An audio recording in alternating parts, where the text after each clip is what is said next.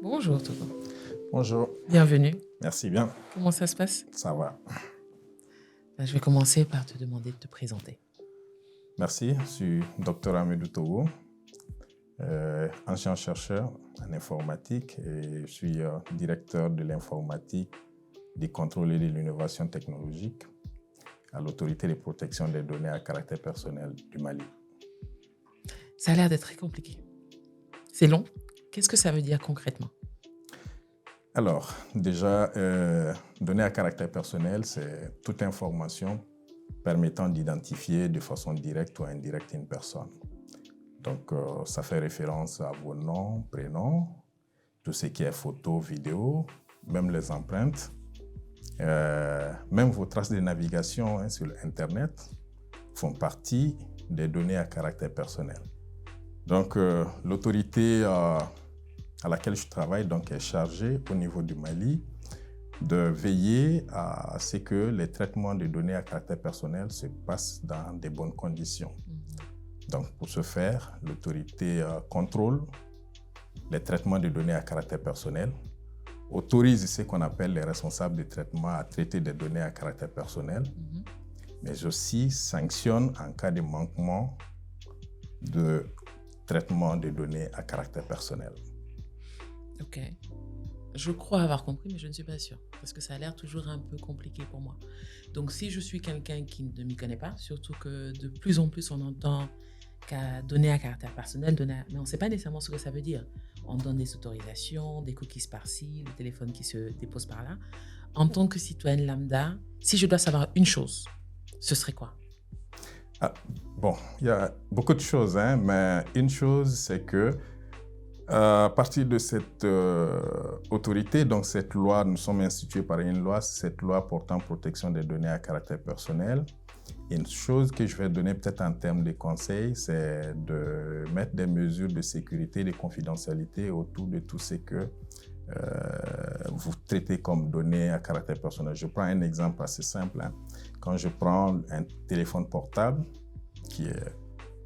dans lequel on a des données personnelles des gens, donc votre téléphone portable, vous êtes obligé à travers cette loi de mettre des mesures de sécurité autour de votre téléphone. On entend des citoyens dire non, moi je n'ai rien à cacher, il n'y a rien à cacher dans mon téléphone. Peut-être qu'on n'a rien à cacher, mais on a quand même des choses à protéger. Les données des autres personnes qui sont dans votre téléphone sont protégées par une loi et nous sommes là pour garantir tout ça.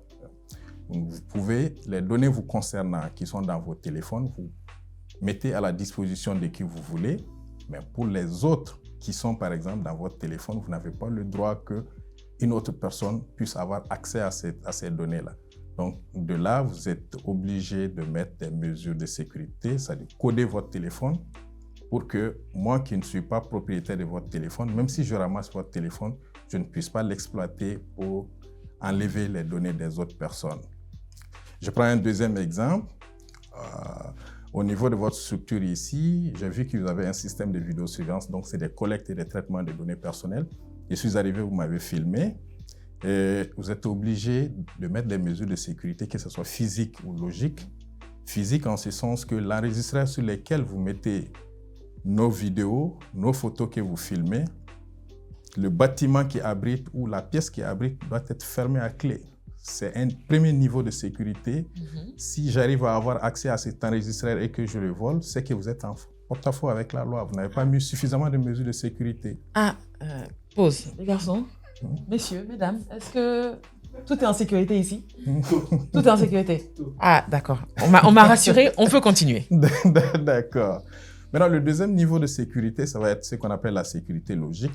Même si j'arrive à avoir accès à ces équipements, entre guillemets, informatiques, il doit avoir des codes pour que moi qui ne suis pas destiné à l'utiliser ne puisse pas l'utiliser. Donc, ce sont les différents niveaux de sécurité. Donc, c'est pareil pour les autres types de traitements de données. Le traitement, c'est toute utilisation de données personnelles. Super. Je me sens plus protégée, je me sens plus responsable de protéger les autres, mais ça m'emmène à penser à tout c'est tout un univers qui est quand même assez particulier. qui n'existaient pas dans notre manière de penser dans nos pays, je suppose, il y a une 10-15 années. Ouais. Donc, c'est des choses, on parle de sécurité, de cybersécurité, on parle de droit, on parle d'informatique. C'est vraiment beaucoup de nouveaux domaines qui se mettent ensemble. Et ça m'amène à bien sûr me demander comment Ami du Togo s'est retrouvé à faire ce genre de choses qui n'est pas nécessairement le chemin classique qu'on aurait vu au moment où il allait à l'école. Donc, un peu l'homme derrière ou le jeune homme derrière tout ça, Oui. c'est quoi l'histoire? Merci beaucoup. L'histoire d'Amidou est assez longue. Amidou est d'un village très reculé. Et il est issu d'une famille de paysans. Donc, il allait à l'école dans un village où il n'y avait pas d'électricité, à plus forte raison l'Internet. Et j'ai eu mon bac dans ce village-là. Et c'est après ce bac-là que donc un matin, j'étais au champ avec ma radio, donc en train d'écouter les avis et communiqués au niveau de la radio nationale. Et j'entends que le président de la République convie tous ceux qui ont eu au moins mention bien au baccalauréat au palais présidentiel dans 2 jours. Donc, c'est comme ça que très rapidement, j'ai pris des dispositions pour quitter mon village pour la première fois. Dis-nous, ton village s'appelle comment? Mon village s'appelle Koprona, c'est dans le cercle de Koro. D'accord. Dans le cercle de Koro, et Koro est à 750 km de Bamako, qui est la capitale. D'accord. Donc, tu prends tes dispositions. Oui. Vas-y. Donc, je quitte mon village et pour la première fois, je me rends dans une grande ville. Et ce qu'il faut noter, c'est que les cars qui quittent mon village pour Bamako ne partent que les mardis et ils ne reviennent que samedi. Donc, tous les samedis, les cars reviennent de Bamako. Tous les mardis, les cars partaient à Bamako en son temps. Et puisqu'on n'était pas mardi, il fallait trouver une solution avec l'urgence pour se rendre à Bamako. On a trouvé une solution donc, en prenant les minibus pour me rendre donc, à Mopti, qui était le chef-lieu de notre région. C'était ma première fois aussi d'arriver à Mopti, premier contact avec une grande ville. Il fallait prendre un car à Mopti pour me rendre à Bamako. Non seulement c'était mon premier contact avec la ville, mais je ne comprenais pas aussi la langue bambara, puisque moi je suis Dogon, je ne parlais que Dogon et puis français, puisque j'étais à l'école jusqu'au baccalauréat. Donc, première difficulté et premier choc, je me suis débrouillé pour prendre un car pour me rendre à Bamako. J'arrive, on quitte dans l'après-midi, on arrive à Bamako à 4 h du matin, tout était calme, il n'y avait que de la lumière. Quelqu'un qui vient d'un village où il n'y avait que la lampe tempête se retrouve dans la grande ville à 4 h du matin où tout le monde dort, on ne voit que les lampadaires, ça a été... Un émerveillement. Exactement le mot. Donc, on arrivait à 4 h et le rendez-vous au palais de Koulouba était à 8 h. Donc, j'ai laissé mon sac à la gare pour me rendre le matin donc, au palais présidentiel. Donc, on m'a expliqué où prendre le taxi, par où passer. Donc, je me suis rendu au palais présidentiel. Et voilà, quelqu'un qui vient d'un village où il n'y a même pas de lumière se retrouve en train de marcher sur les perrons du palais présidentiel. Ça a été un moment très émouvant pour moi. Et ça a été un déclic aussi pour ma vie parce que pour qui connaît comment moi j'ai été à l'école, ça a été un très grand moment pour moi. Et pour l'histoire encore, hein, j'ai été à l'école à la place de mon grand frère. Oh. Oui. Quand moi je partais à l'école, dans les villages, on n'inscrivait pas les enfants à l'école, mais on les recrutait par force. On les recrutait par force. Donc c'est mon grand frère qui avait l'âge d'aller à l'école, qui avait été recruté pour aller à l'école. Et puisque lui, il était l'aîné de la famille et destiné à travailler donc les champs du papa, le papa a tout fait pour que lui, il reste. Et le directeur d'école avait refusé. Donc la solution qu'il a trouvée, c'est de m'amener avec 2 gros coqs que j'ajoute pour aller proposer au directeur. Bon, l'autre, c'est l'aîné de la famille, il va travailler le chant, mais en contrepartie, je te propose celui-là. Le directeur a accepté. Voilà comment je me suis retrouvé à l'école. Mais ces jours, je me suis senti, j'allais dire, l'enfant inutile de la famille. L'enfant inutile de la famille, puisque l'autre doit travailler, mais celui-là, puisqu'il ne fait rien, donc il faut lui prendre à sa place. Donc voilà comment j'ai été à l'école. Et de là, 12 ans après, me voilà au cabinet donc, du président de la République. Et l'histoire continue. Donc après cette rencontre au niveau de Palais des Koulouba, quelqu'un m'a dit, mais tiens, toi tu as eu mention bien au bac, mais tu n'as pas eu la bourse. Je te conseille d'aller rencontrer le secrétaire général du ministère de l'Éducation nationale. Et encore une fois, deuxième ou troisième choc, un jeune qui vient donc d'un village aussi reculé, qui n'a peut-être jamais rencontré une autorité d'un certain niveau, s'y voit aller rencontrer à domicile le secrétaire général donc, du ministère de l'Éducation nationale, qui a été aussi un déclic pour moi.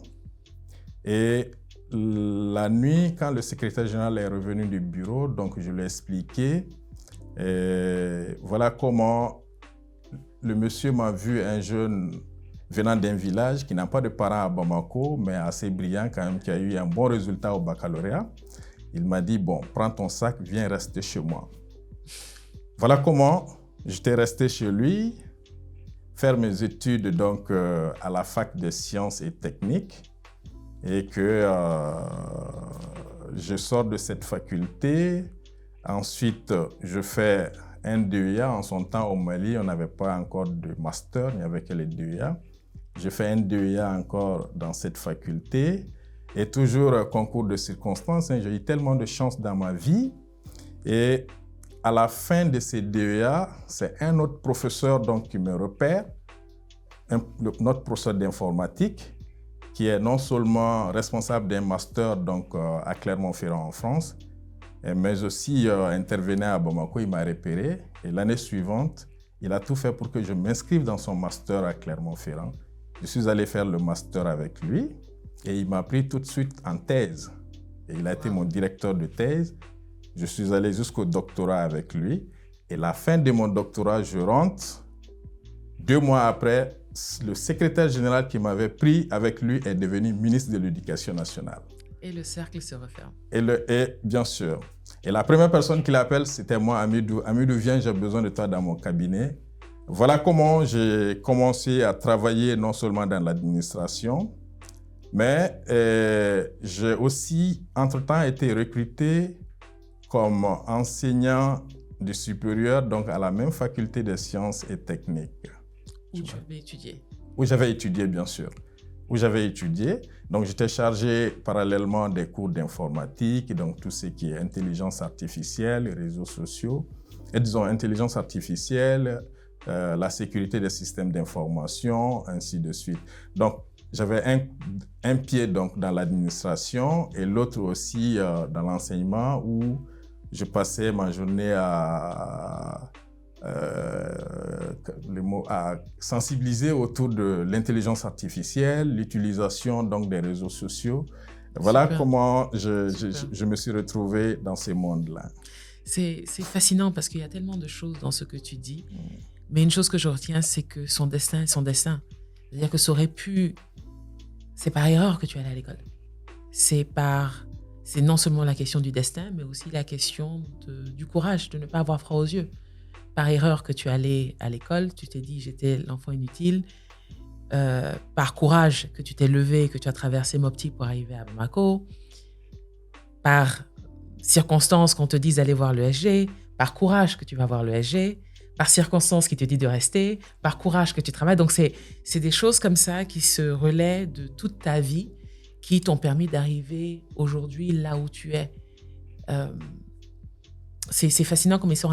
On n'a souvent pas de recul pour remarquer toutes les choses qui, dans nos vies, ont contribué à là où on est aujourd'hui. Et aujourd'hui encore, tu te retrouves non seulement dans le contenu de ce que tu as étudié, en train de contribuer à ce pays, que ce soit le SG, la présidence, le système qui t'a formé, contribuer au Mali, mais aussi repartir enseigner dans ce système éducatif qui t'a fait, en quelque sorte. Tout à fait. Qu'est-ce que tu penses, comment tu penses que ces deux éléments, et concours de circonstances et courage, comment tu penses que ça se reflète dans le travail que tu fais?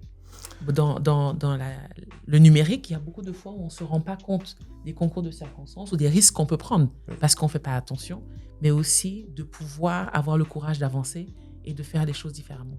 Comment tu vois ces deux éléments dans ta vie aujourd'hui?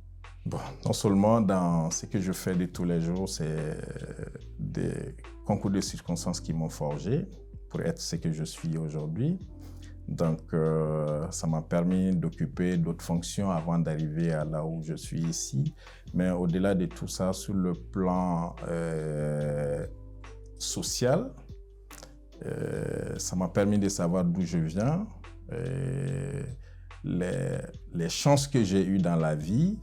Et c'est ce qui a fait qu'aujourd'hui, nous avons dans notre localité 2 associations.